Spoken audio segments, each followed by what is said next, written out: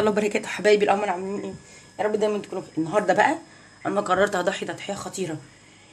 هعمل لهم قرص بيض بتاع زمان. شايفين جبنا اشترينا بيضه، يا الزمن وصل لحد كده. دي كان محتاج دراسه جدوى عشان نقدر نوصل للحل ده.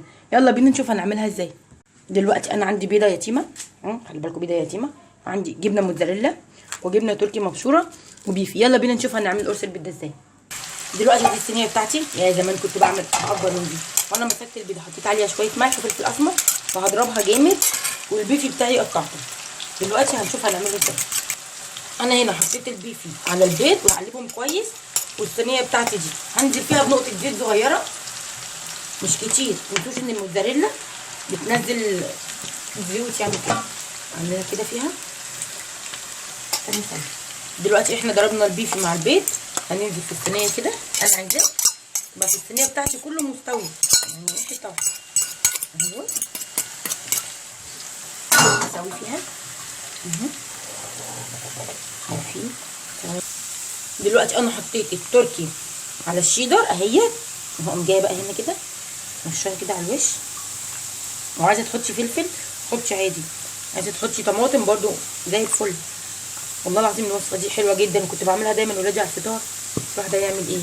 محتاجه ميزانيه ودراسه جدوى ودراسه كل الحاجات اللي ممكن تتخيلوها عشان نقدر نعمل الحركه دي. دلوقتي انا هولع عليه النار من هنا على نار هاديه جدا لحد ما يبدا البيض بتاعي يستوي من تحت. بدخلها الفرن، وعايزه تكمليها بره عادي، بس انا بحب احطها في الفرن دي تحت الشوايه عشان الوش ده يحمر. هنسيبها لحد ما تستوي ونشوف هنقدمها ازاي. اهو بدا يستوي معايا اهو. انا هنا بقى هطفي البوتاجاز واحطه تحت الشوايه شويه عشان الوش يحمر. لو مش عايزه بلاش، ممكن تغطيه لحد ما يستوي وتقدميه كده عادي. يلا بينا نشوف نحطه في الفرن.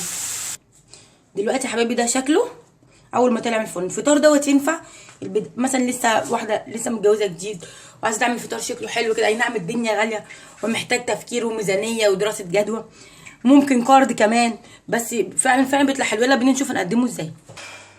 دلوقتي ده حبيبي شكله بعد ما استوى. انا عملته كده على ظهره، وكنت عامله جنبه بقى طبق سلطه حلو كده، وبطاطس محمره وجبنه بيضه والمخلل اللي احنا كنا عاملينه قبل كده وبيفي. هي طبعا احنا كده كده اخر الشهر والميزانيه خربانه، فانا قلت بقى ايه ادلع ولادي يلا مره من نفسهم في ظل الظروف الصعبه.